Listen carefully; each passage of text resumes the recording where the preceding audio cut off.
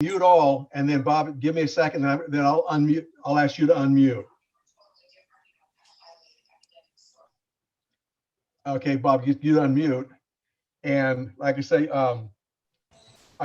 there's a slight change in the topic from Bob, and it's my fault. It's going to be the guy, I guess his name is Catesby. It's very interesting because he's called the Forrest Gump of the Civil War. He's a blacksmith slave to Lewis Washington, the great nephew of George Washington. And Bob's written tell more about it. He's written 3 volumes about him.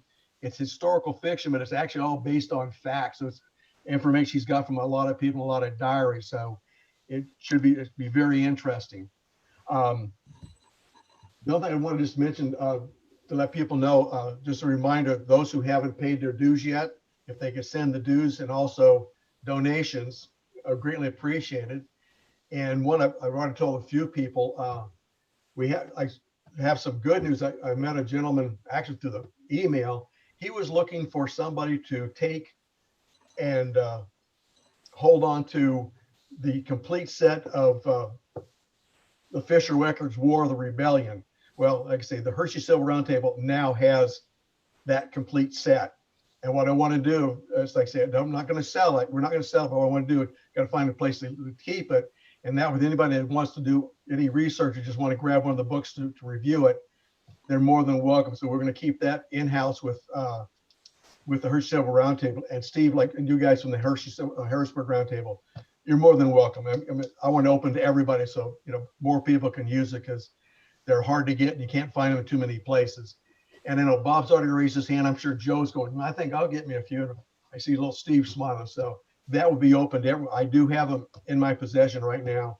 And because he said he contacted like a whole bunch of Civil Roundtable, and I was the only one to respond. I said, we'd like to have them. And I told him what we wanted to do. I says, but I'm not sure how we can get them. He goes, well, where do you live? I'll drop them off from Long Island. But what I did, I told him I met him halfway. So I got to meet a guy that's very, very interesting person. And so we do now have those books, and he's going to be moving to Israel within a year. And we'll probably end up with several more of his books because he has to, I don't know, Steve, you have a few open spots. You might be able to get some of those books from my friend Shalom. So what I'd like to do is, I don't know if we have any other, Steve, have you at the end, just remind everybody about your talk, your group's going to be talking tomorrow. We'll do that at the end. And like I said, I've got everybody muted. So Bob, why don't you go ahead and take the screen and charge on. Okay, thank you. Yep.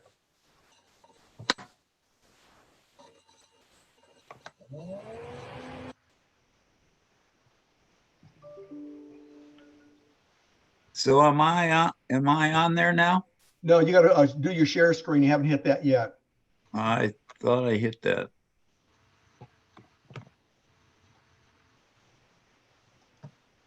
I have to hit that first. There we go. About that.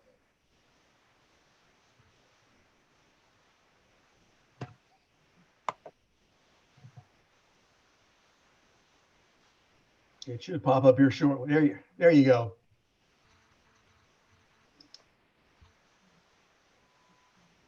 We got it now? Yes. Okay. So it's my pleasure to present to the Hershey Civil War Roundtable this evening. I've been there several times, always enjoyed it. I lived in Hershey for several years in the mid 1990s, and always one of my favorite places. So I wish we didn't have to do it this way, but we'll do it this way. So a little background from me. I'm an author. I'm retired. I'm a full-time author. I live in Charlestown, West Virginia.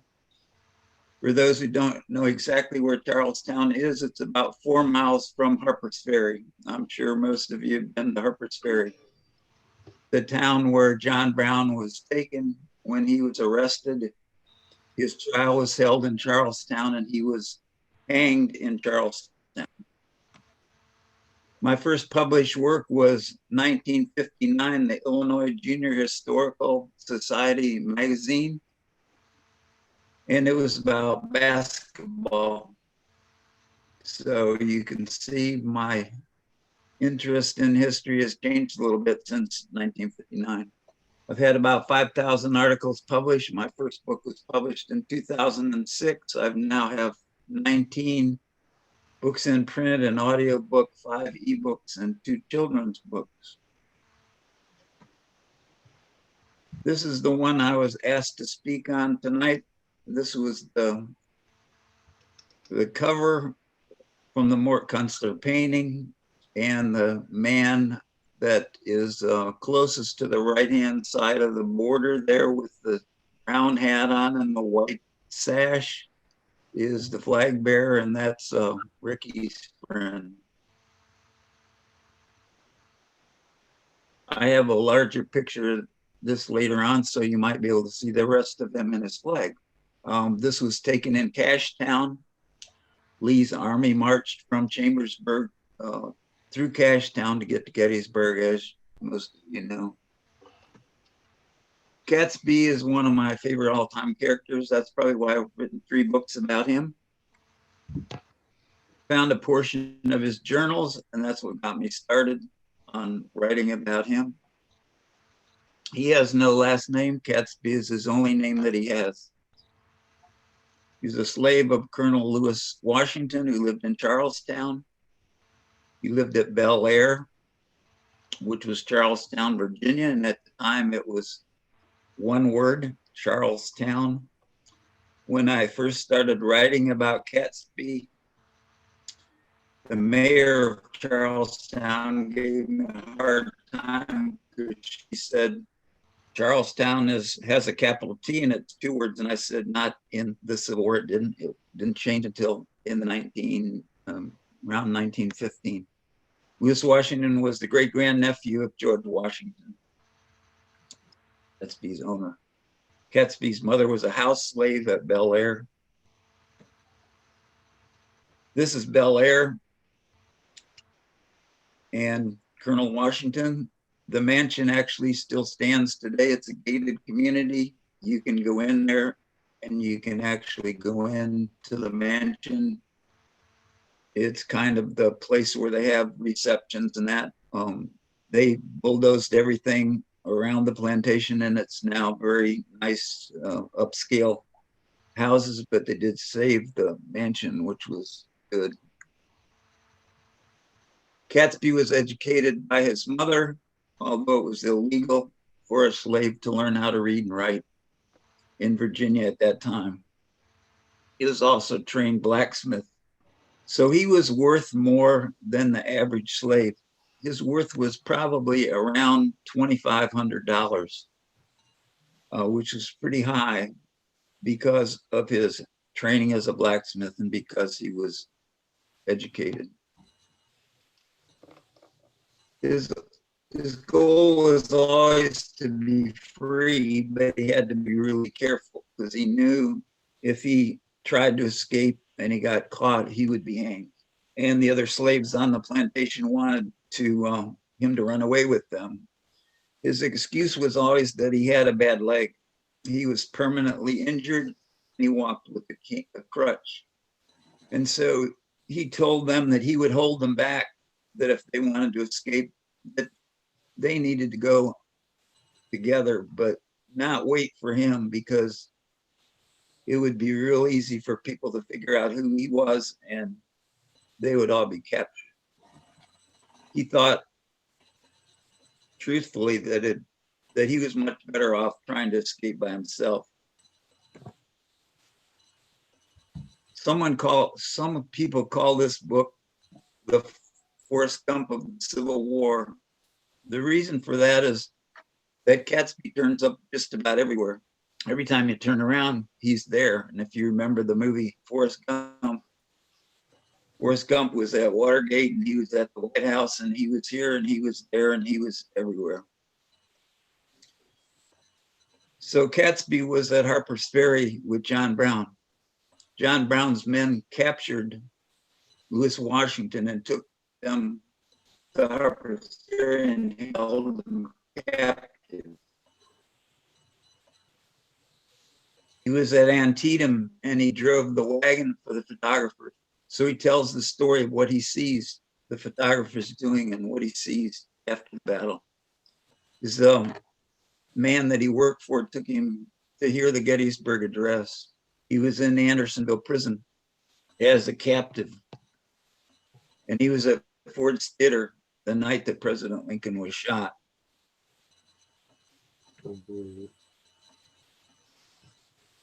During the John Brown raid, Lewis Washington and Catesby and all of Lewis Washington's slaves were captured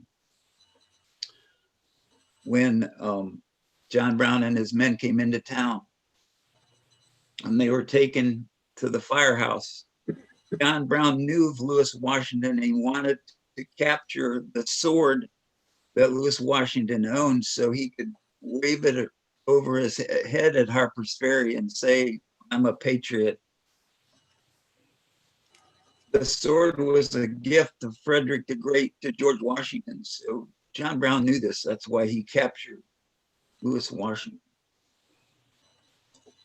Washington, Catesby, and the other slaves were held hostage at the fire engine house in Harpers Ferry. And the book follows Catesby from right before the raid, right through the entire war. At Antietam, as the driver of the photography wagon for the photographers, I was able to use the photographs, and by looking at the photographs, I could tell you through Catesby what he was seeing. So it's very realistic. So he eventually ran away to Chambersburg by what today we would call the Appalachian Trail. Obviously, there was no Appalachian Trail there at the time. He got help from the Underground Railroad from a lady named Mrs. Rittner. Now, Mrs. Rittner had helped John Brown's men both get to Harpers Ferry and escape from Harpers Ferry. She was the daughter-in-law of the former abolitionist governor of Pennsylvania. And she sent Catesby to work in Cashtown, which is why I wanted the Cashtown cover of the book. Whoa. Catesby set up a blacksmith shop behind the Willow Grove Hotel owned by Harold Quinn, who was a Pennsylvania legislator. There's the man with the key nose. And there's the rest of the picture, and that shows what the complete picture looks like. So if you look at the back of the book, it's got some of the guys marching there in the band. So that's why I wanted that. I don't know what that means. My connection is unstable. So if you go back that road, which was the Chambersburg Turnpike at the time, if you go back from where General Lee and the Confederate Army was coming from, that's called the Chambersburg Turnpike. And if you go back about a mile, you'll see on this little map at the bottom, the blue arrow is Cashtown. If you follow the turnpike on the map, and this is an 1860s map, you see the Willow Grove Hotel. It was at the corner of the turnpike and another road there, so it was at the intersection. This is what the Willow Grove Hotel looks like today. It's a private residence. And the road that went to the right of this picture and by the side of the hotel would be the Chambersburg Turnpike. Catesby's blacksmith shop is behind this building. And if you knock on the door of this building today, the gentleman who owns it will take you back and show you where the foundation is of Catesby's blacksmith shop. Wow. So when General Lee and the army went by, several of the generals had their horses shoed at the blacksmith shop. And Catesby asked General Lee if he was the same Robert E. Lee who was at Harpers Ferry, because Robert E. Lee had been the one who had led the Marines to the capture of John Brown, and that's where Catesby had seen him before. And in the reason that he asked that is during the raid in 1859, Lee did not have a beard, he did not have a uniform, and he did not have a horse. So that's why I had to ask him that question. So along the way, Catesby meets Martin Delaney. Martin Delaney was a recruiter for the 54th Massachusetts Colored Troops, and Catesby enlisted. He couldn't be an infantry soldier because of his bad leg, but the Army needed blacksmiths, so he was enlisted as a blacksmith. And he caught up with a regiment in Jacksonville, Florida, 1864. And he shoed the horses for the cavalry and was responsible for keeping all the supply wagons operational. This is Martin Delaney. Martin Delaney has an interesting connection to Charlestown. Also, he was born in Charlestown, and he actually ran the provisional constitutional convention of John Brown in Chatham, Ontario, before he captured Harpers Ferry. So the governor of Massachusetts had approved 2 regiments of black soldiers, the 54th Massachusetts and the 55th Massachusetts, 2,000 men. But only 400 signed up from Massachusetts. So they started recruiting elsewhere. One of the first places they recruited was Philadelphia, Pennsylvania, because it had the largest population of blacks in the country at that time. They recruited heavily across Pennsylvania, including over 50 men from Mercersburg, which you probably all know where that is. The movie Glory is about the 54th Massachusetts. It was one of about 200 black regiments that served in the Union Army, about 209,000 men altogether.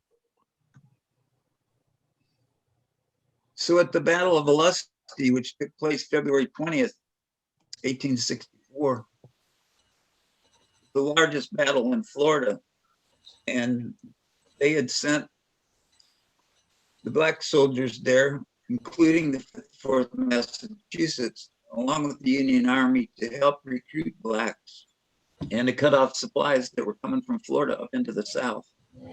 There were about 10,000 soldiers on both sides and about 3,500 casualties, which is really high for a Civil War battle. And parts of 3 regiments of U.S. colored troops were involved for the Union, which was a Confederate victory. The 54th Massachusetts, the 8th United States colored troops, which were trained in Philadelphia, and the 35th U.S. colored troops, which was a North Carolina regiment. The black soldiers were held back, and when the Union soldiers gave orders for the white soldiers to retreat, they sent the black soldiers in to cover the retreat of the white soldiers, and the black soldiers were slaughtered. After the battle, the Confederates captured the supply wagons, including the blacksmith wagon and Catesby, and they took them to Camp Sumter, which is also known as Andersonville Prison, the worst prison in the Civil War. The prison was set up for about 6,000 men. They had no facilities. They sat on the ground. General Grant had canceled the exchange, so nobody was going anywhere. But even though they only had 6,000 rations per week, in peak time, they had 35,000 men in that prison. So they started dying off from starvation. At first, about 100 died every day, and then we're 200 every day. The black prisoners dug graves there. And because Catesby couldn't dig graves, he was asked to keep a log of the black soldiers who were in the prison so they would know what happened to them at the end of the war. And he kept a log of 105 prisoners. You may remember the last time I was in Hershey, I spoke about the United States colored troops. And I said at that time, and you probably don't remember this, that I found 2,642 United States colored soldiers who were held in the prisons of the Confederacy. And that's way more than anybody had ever. So Catesby was, they tried to transfer all the soldiers out of Andersonville because they were afraid that General Sherman would free them. And during the transfer, he escaped. There's a picture of Andersonville, which, as I said, was a terrible place. So he was taken to Washington by a friend in April and attended the play Our American Cousins. He was named at a committee to return to Andersonville prison to close the prison when the war ended. Harold Quinn was chairman of that committee. So the book is historical fiction, but mostly true. It was written from Catesby's point of view, from his journals, and it's part of a trilogy. The second book in this series is called The Return of Catesby. And this is the cover of that book. The Return of Catesby.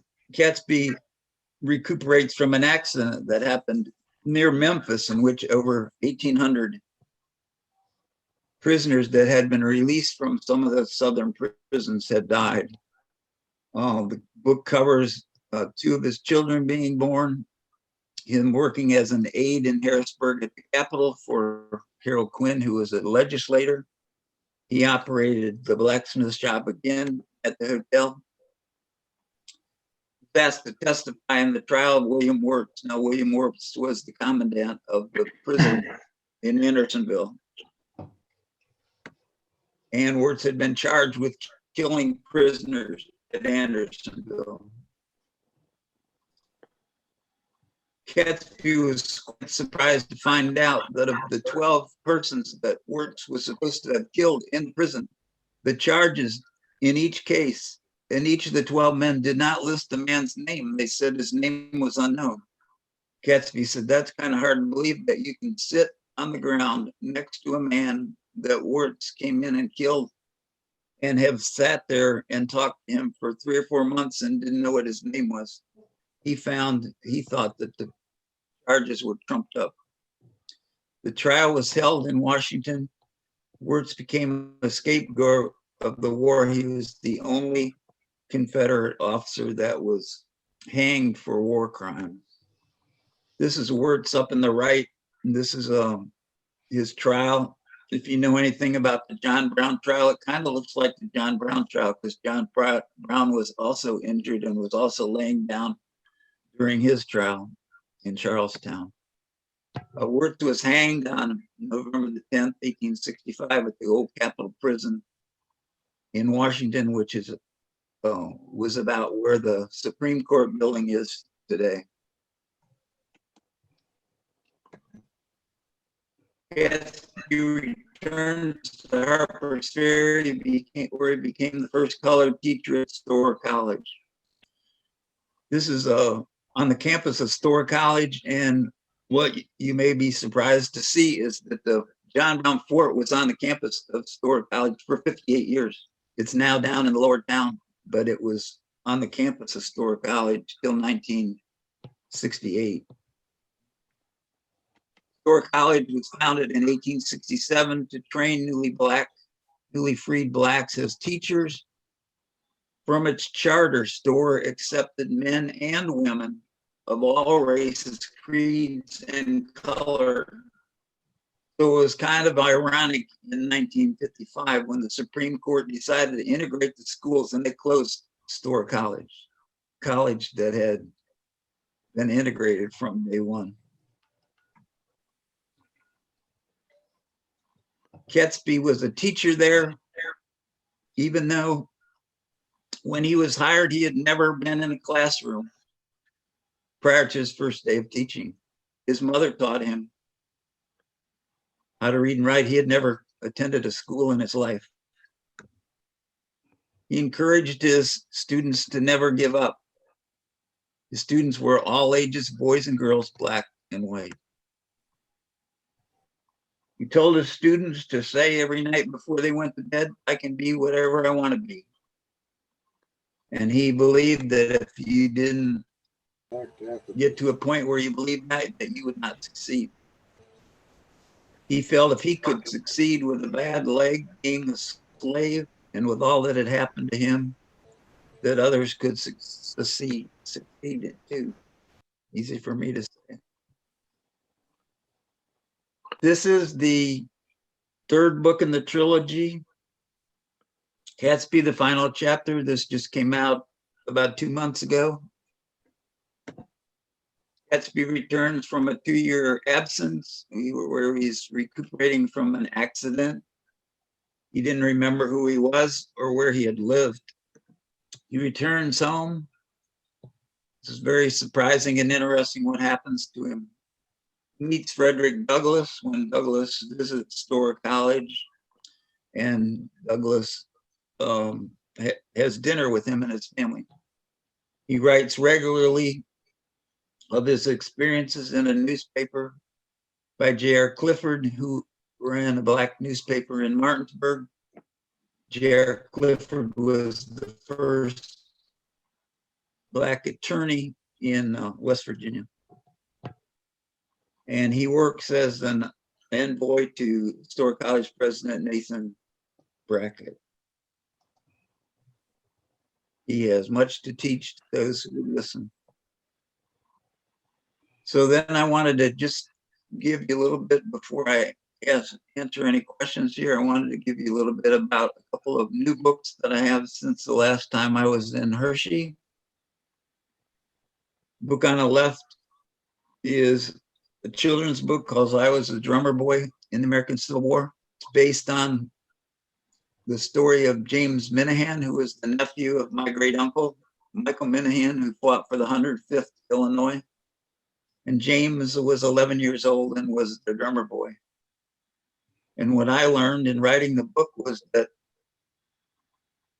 the drummer boy was much more important than I ever believed, because the battles were so loud, the soldiers couldn't hear the commands of the commanding officer, and so they had to listen for the drummer boy.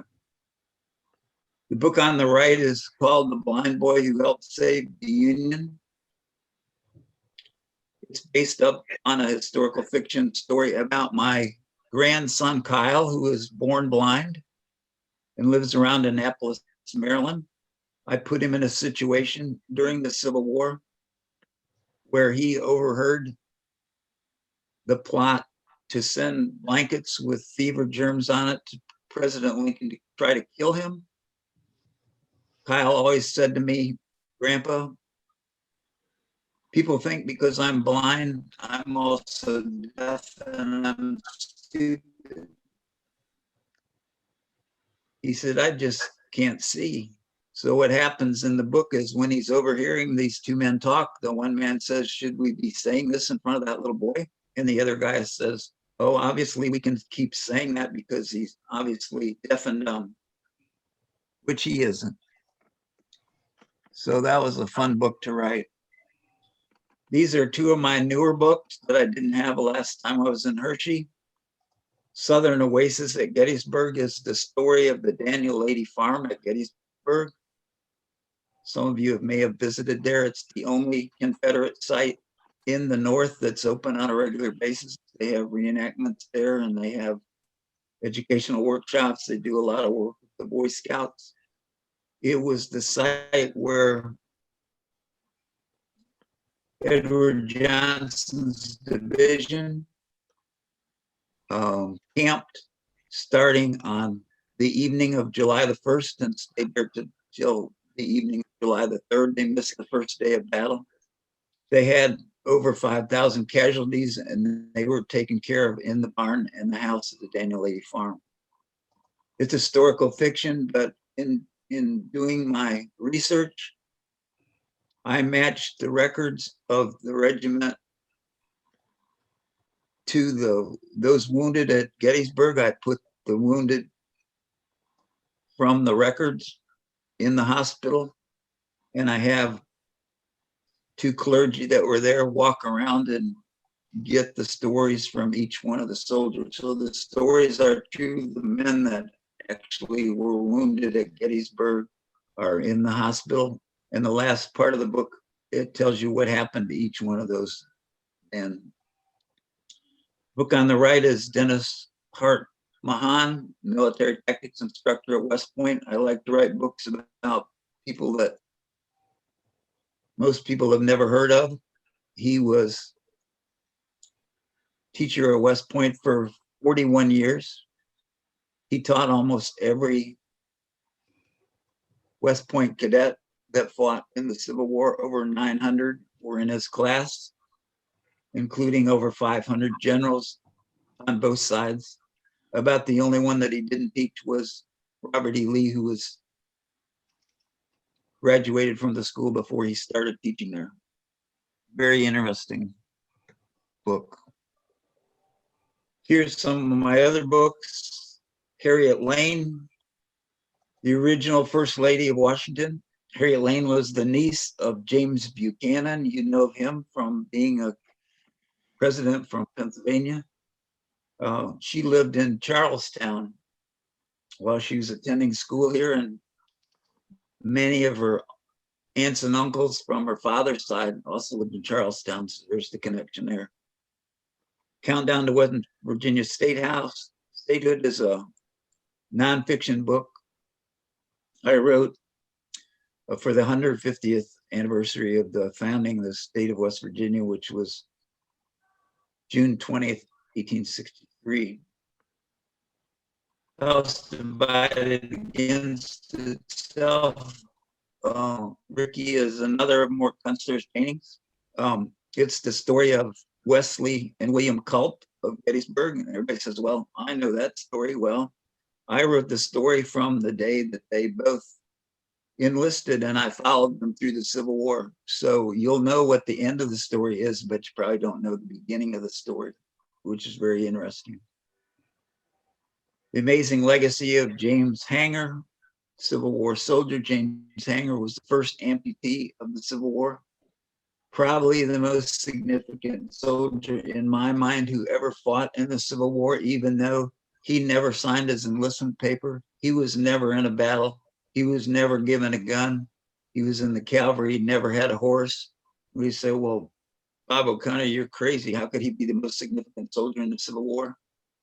His company, Hanger Incorporated, in 2020, had 1 million patients. They're the largest manufacturer of prosthetics in this country, from little James Hanger and his amputation and his invention of a prosthetic from that experience, and opening a factory in 1861 that's still going today. Perfect Steel Trap, Harpers Ferry, 1859 is the story of the John Brown raid on Harpers Ferry, his trial in Charlestown, and the 7 men who escaped that nobody's ever written about. The Life of Abraham Lincoln as President is a book that I edited. I found in a library in 2007 in California. It was written by Ward Hill Lemon, who was Abraham Lincoln's personal bodyguard, and it had been never published. I bought the rights to publish it, and I published it for the first time in 2010. A man who has written, or who has read all my books, said that's my best book. I said, that's kind of embarrassing since it's the only book I didn't actually write. My next book is called The Greatest Gun of the Ages. I wonder how many of you have ever heard of this gun. It was invented by Lorenzo Seibert, a Virginian. It was a 48-shot repeating rifle that was patented in 1861. It has 8 barrels that rotated and fired 6 shots out of each of 8 barrels without reloading. Can you imagine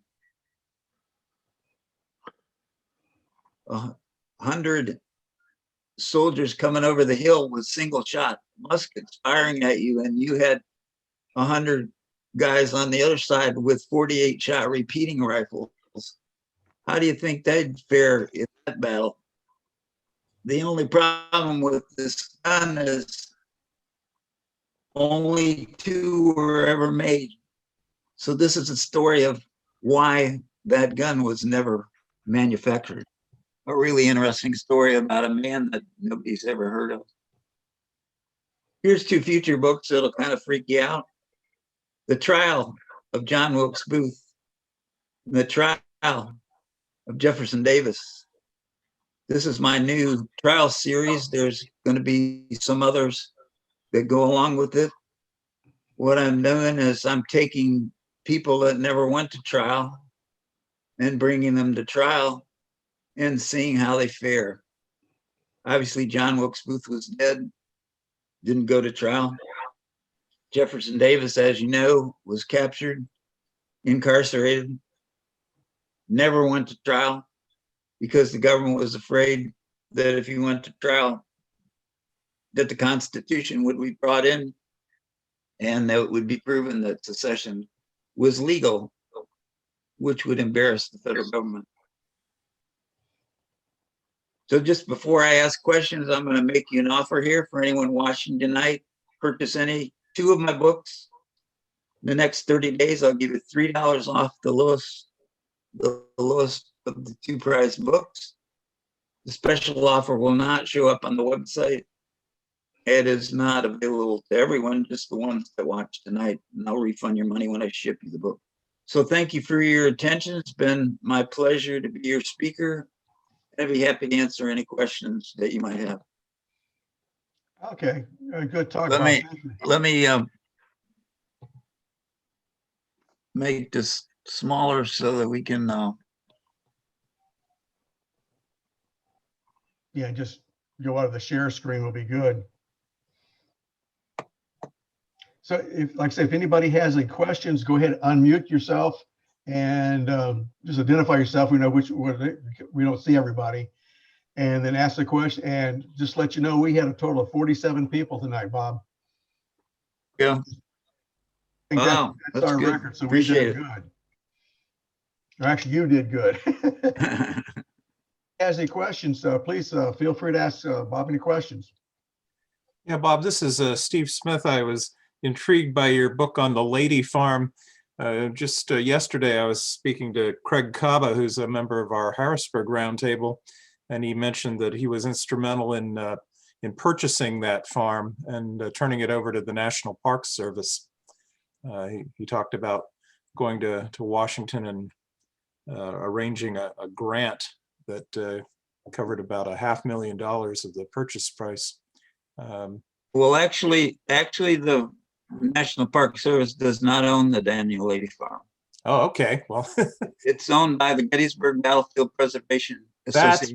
That's right. That's why they can have reenactments there, mm-hmm. because they can't have them on the National Park Service ground. So it's privately owned by the association, which is really good because it gives them a lot of opportunities they wouldn't have otherwise. But yeah, they did get a nice grant. They got a nice donation from a lady that just stopped in one day and said, "I've got some money. I'd like to give you some." And I think they got a check for like $150,000 from her. So that wasn't bad. But yeah, it's an interesting place, interesting story.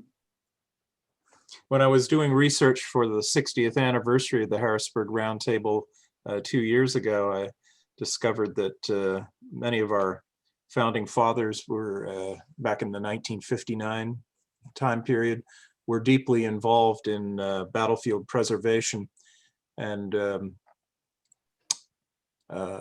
purchased the, I'm drawing a blank, the Rose Farm. Right. About a fourth of what is today Gettysburg National Military Park was a result of their efforts. They would actually bottle dirt. So right. maybe you can write a book about that someday, bottling dirt to well, that was raise money to buy battlefields back. That was President Eisenhower was one of the founding fathers. We have a picture of our first president, Bob Kobaugh, giving a check to President Eisenhower during that time period. And another one where they presented a check to the Gettysburg Battlefield Preservation Association. There was a famous actor who retired to Gettysburg, not Eisenhower, but I've forgotten his name. But anyhow, we have a long history there of supporting battlefield preservation. I saw a lot of people on the talk tonight who were on our Harpers Ferry field trip a few years ago. Seems like an eternity ago now. Yeah. We wanted to do something for an encore after that very successful field trip, and we arranged with Dennis Fry to take us to Antietam. That was supposed to happen in May of last year, and we had to push it back because of COVID. We pushed it back to May 1st of this year, but because of the slow rollout of the vaccine, Ricky and I spoke to Dennis, and we've postponed it again, not that much further down the road, but the new date is September 11th. It's a Saturday in September, and more information will be coming out. But we did promise anyone who had signed up for our Antietam Shadows field trip with Dennis Fry that they would get first dibs on signing up for the rescheduled trip. And we'll be getting more information on that out within the next month or so. I was trying to nail down a place for lunch earlier this week, so we're working hard to get our field trips back on track, and we are going to go through with that. I also was very encouraged by a comment by Dr. Fauci earlier today that not only will the vaccines protect you from getting very sick, but it'll prevent you from passing the virus on to other people. So that's very encouraging news. And I hope by September 11th that everyone who wants to go on this trip will be vaccinated and will be able to go along. So more to follow, but for now, just save the date, September 11th, Antietam Shadows with Dennis Fry. Dennis is a good friend of mine. He'll give you a great tour. If you want, before I forget, I wanted to say hi to Kelly, because I see Kelly. And I had a podcast that is I'm no longer affiliated with, because I couldn't find a sponsor, but I have 90 podcasts. It's called The Chronicles of the American Civil War. And if you go to TuneIn, you can look those up. But I had Dennis Fry on there a couple different times. And also I had Ted Alexander, before he passed away, obviously, speaking about Antietam. The other thing I wanted to share with you is that when I was about 11 years old was my first trip to Gettysburg. I grew up in Illinois. And I remember pulling in our station wagon to one of those little places there where they had tour guides, which is part of the Tour Guide Association even today. And I remember we went to Devil's Den, and I remember climbing around the rocks in Devil's Den. And for the sesquicentennial, I got to speak at Gettysburg. That was pretty cool for that little 11-year-old boy to come back later in life and speak at the sesquicentennial. So that was pretty cool for me. I don't know if my sister remembers that trip or not. Anybody else have any questions? Well, Bob, I'll jump in. It's nice to see you again, albeit Hi, George. over the airways here. Back from from the days when I was involved with the Harpers Ferry Civil War Roundtable. As you know, I have some of your books, and I'll just tell everybody that the book that you wrote best, as you say, with Lincoln, the Ward Hill Layman book. It's an outstanding book. It gives a completely different perspective than most of the canon of Lincoln does. I found it fascinating. And I've used some material out of it for the perhaps of all the lectures I've ever done, the most well-received and the most times I've done it is my story about Lincoln and Chief Justice Taney as great rivals. And your book provided me a lot of interesting material about their rivalry in the first year of the war. So I thank you for that again, and I always give you credit when I tell that part of the story. I appreciate that. I really found it fascinating in that book, George, that Ward Hill Lemon says that when they had the feud over the habeas corpus, that Lincoln actually swore out a warrant for Chief Justice Taney's arrest. If you can imagine that, the president trying to arrest the Chief Justice of the Supreme Court gave the petition to Ward Hill Lemon, but Ward Hill Lemon never says what he did with it. So I talked to the man who wrote the book, Lincoln and Taney, and he said, well, I'd always heard that was true, but I'd never substantiated that. And that was right from Ward Hill Lemon's own book that said that that happened, and he didn't even know that. So yeah, that was really interesting. Nice seeing you, George. I appreciate what you said there. Yeah, and I do use that piece, and I also substantiate it further because Taney said to the mayor of Baltimore, I found a quote of him saying that he expected to be arrested. So that all dovetails together. Right. And you bringing that out was marvelous for more information on Lincoln. You think after 15,000 books, you couldn't find anything new, but that really was. I only found the book. I didn't find the information because he wrote that. Anybody else? Hey, before we close, Steve, you just want to do tomorrow's your meeting, right?